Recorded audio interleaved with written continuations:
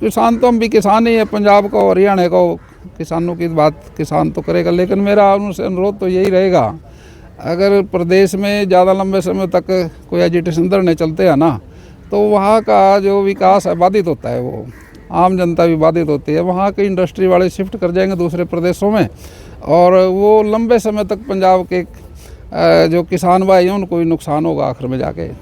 तो ये लंबा नहीं करना चाहिए, इसको कहीं ना कहीं बातचीत करके समेट ले, अपने सीएम साहब से बात करके, तो प्रदेश की खुशहाली के लिए ठीक है वो बात। अब सर जो वहाँ के नेता उन्होंने कहा कि उन्होंने सरकार को कहा था कि आगे हमसे बात कर ले, कोई बात करने के लिए सरकार का नुमाइंदा पहुँचे उनके पास? देखिए, वो तो प्रदेश में अपने सीएम से बात करनी होती है उनको, उनके विधायक हैं, MP हैं, MLA हैं, उनके माध्यम से मुख्यमंत्री तक बात हो सकती है।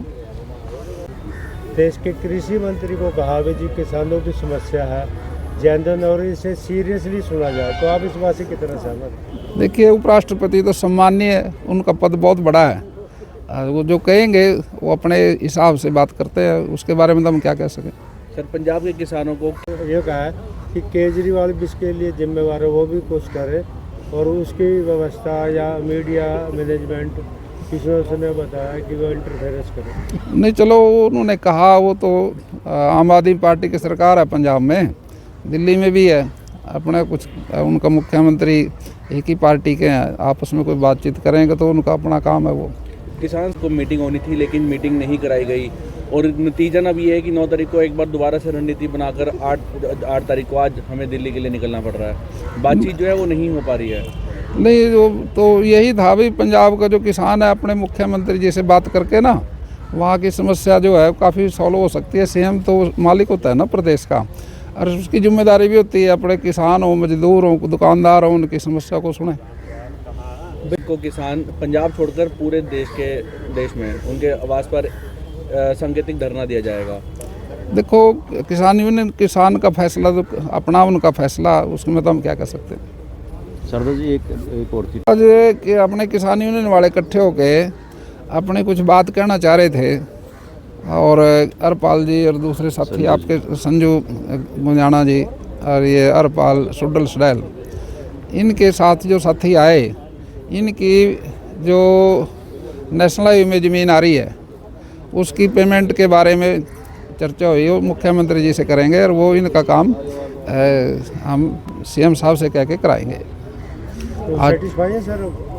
सेटिस्फाइड तो अपने, मैं नहीं कहूँ सेटिस्फाइड होने में तो कोई दिक्कत तो नहीं है, जो अपन बैठांगे आपस में बैठ कर जो सेटिस्फाइड हो हुआ है, हम तो कोई दिक्कत तो थोड़ी है। बंद पड़ा जो अम्बाला में किसान है, दिल्ली कूच करना चाहते हैं, लेकिन पुलिस का जिस तरीके से वहाँ तैयारी, अर्धसैनिक बल, पैरामिलिट्री लग गई, तो क्या दिल्ली पहुँच पाएंगे या ये किसान? देखिए, प्रधानमंत्री जी आ रहे हैं पानीपत में 9 तारीख को, सुरक्षा की दृष्टि से सुरक्षा का तो ख्याल रखना पड़ेगा ना, क्योंकि अफरा तफरी ना हो। हम ये कहते हैं किसान भाइयों से भी अपने अपने प्रदेश के मुख्यमंत्री जी से सारे बातचीत करके अपनी समस्या का हल करा लें। कुछ में सर मीडिया को भी 1 किलोमीटर दूर रखा है। नहीं, मीडिया को तो दूर क्यों है, मीडिया तो सारी जगह पहुंच जाता है, बाकी सुरक्षा की दृष्टि से कहीं आप उसकी जो अनुशासन है वो तो कायम रखना ही पड़ेगा ना सिस्टम। देखिए सर, आज पिछले काफ़ी दिनों से हम सीएम साहब से और कृषि मंत्री जी से संपर्क साध रहे थे कि हमारी कुछ साझी, कुछ एक तो हरियाणा लेवल की हमारी डिमांड है, जो टावर को लेकर है, समस्या है बहुत भारी, हमारे कई साल से इसमें आंदोलनित हैं पूरे हरियाणा का किसान। एक वो समस्या थी कि यहाँ 28 गाँव का जो हाईवे निकला है यमुनानगर के बाहर से, उसकी पेमेंट का था। 2013-14 में एक्वायर हमारी ज़मीन हुई थी और सरकार द्वारा आर्बिट्रेशन को नियुक्त किया गया था, और मनोहर लाल जी उस समय 2018 में मुख्यमंत्री थे, उनके प्रयास से हमारा कुछ पैसा किसानों का बढ़ाया गया था आर्बिट्रेशन में। लेकिन 2018 से बढ़ाया हुआ वो पैसा आज तक 6 साल बीतने के बावजूद भी किसानों को नहीं मिल रहा है। 28 गाँव का किसान मजबूर हो रहा है, धक्के खा रहा है, उसको अपने बच्चों की शादियां भी करनी है, मकान भी बनाने हैं, लेकिन सरकार उसका पैसा नहीं दे रही है। हम आज कृषि मंत्री जी से मिले हैं कि सीएम साहब पे हमारी समस्या रख के हमारा किसानों का जो 28 गाँव के किसान हैं उनका ये मुआवजा दिलाया जाए। दूसरी समस्या जो टावर वाली है, जो पूरे हरियाणा में कई जगह काम बंद है, हमारे यमुनानगर में भी 2 लाइनें निकल रही हैं जिनका भी 1-1.5 साल से काम बंद पड़ा है। हम मांग करते हैं, देखिए सीएम साहब विधानसभा में भी कह रहे हैं कि हम मार्केट रेट के अनुसार किसान को मुआवजा देंगे। पहली बात तो बता दूं कि वो जो 200% और 30% मुआवजा सीएम साहब ने जो घोषित किया वो नाकाफ़ी है, बहुत कम है, क्योंकि टावर लगने से खेत की कीमत 90% तक कम हो जाती है। और हम सरकार से पुनः मांग करते हैं कि इस पे आप विचार करके जो 200% आपने टावर के नीचे की ज़मीन का किया है, आप तारों के नीचे का भी कम से कम 100% मुआवजा तो किसान को मार्केट रेट अनुसार दें। प्रशासन क्या कर रहा है, वो प्रशासन मार्केट रेट अनुसार ना देकर कलेक्टर रेट में उलझा के किसानों को रखा हुआ है। किसानों के जो खेतों में पेड़ आम के बाग लगे हुए हैं उनका भी उचित मुआवजा प्रशासन किसानों को नहीं दे रहा है। ये दोनों मांगे हमने आज कृषि मंत्री जी पे रखी हैं और उन्होंने आश्वासन दिया मैं कि मैं जल्दी आपकी मीटिंग सीएम साहब से करवाता हूं। अब देखते हैं कब तक हमारी समस्या का हल होगा। अगर जल्दी समस्या का हल नहीं हुआ तो हम आंदोलन तो करेंगे ही, काम तो बिल्कुल भी टावर पे नहीं लगने देंगे। और हाईवे की पेमेंट के लिए भी शायद हमें जल्दी ही हाईवे पे बैठना पड़े, हाईवे को रोकना पड़े। और उनकी मांग बिल्कुल जायज़ है, हम उनके साथ हैं। हमारा आगे जो भी आदेश होंगे भारतीय किसान यूनियन चुड़ुन्नी की तरफ से गुरनाम सिंह जी के, तो हम अपने किसान साथियों का साथ देने के लिए तैयार हैं। हमारे कृषि मंत्री जी राणा जी ना कहकर मैं महाराणा जी कहूँगा इनको, क्योंकि हमारे किसानों के बीच से हैं, हमारे परिवार से हैं। और अब हमें उम्मीद भी है कि हमारे जितनी समस्याएं हमें पीछे अब तक थी अब आगे शायद नहीं होंगी, या जो हमारी समस्याएं हैं उनका हल हमारे महाराणा जी करेंगे। राणा जी, किसानों की समस्याएं तो बहुत हैं, जैसे आप काफ़ी देर से चर्चा कर रहे हैं, और अब आप जैसे किसानों से वार्ता कर रहे हैं, हमें उम्मीद भी है कि आप इनके बीच में बैठ के इन सारी समस्याओं का हल करेंगे। 2013-14 में हमारी ज़मीन हाईवे के लिए एक्वायर हुई थी सर। 28 गांव की ज़मीन है, आपके सारे गांव हैं जी। यो केस है जी उसका सारा, इसमें सारे गांव के नाम भी हैं सर।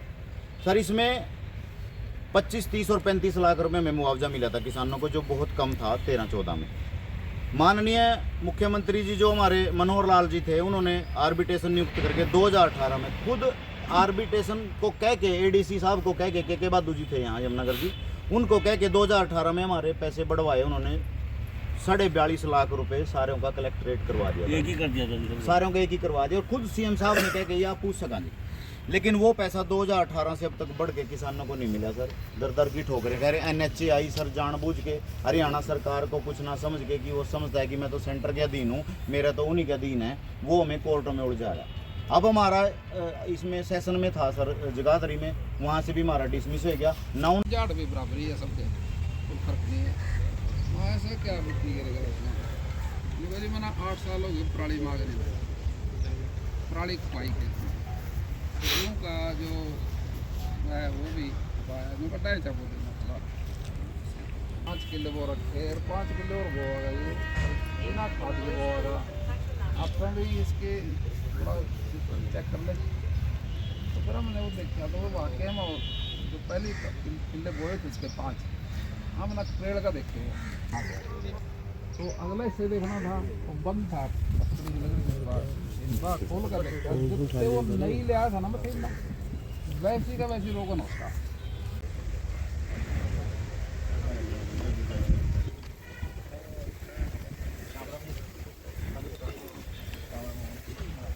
नमस्कार राणा जी, किसानों की तरफ से आपका स्वागत है। आप किसानों के बीच में उनकी समस्याएं सुनने के लिए आए। भाई संजू गुंदाना जी हमारा जिला अध्यक्ष, गुरवीर जी हमारे जिला महासचिव।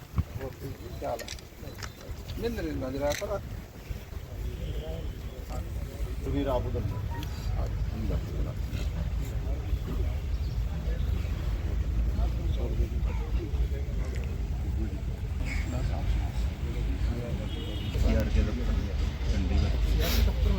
कुलदीप सर FCR के दफ्तर में नहीं कि एप्लीकेशन करवाने है तो बताओ तो नंबर दे दो काम में दी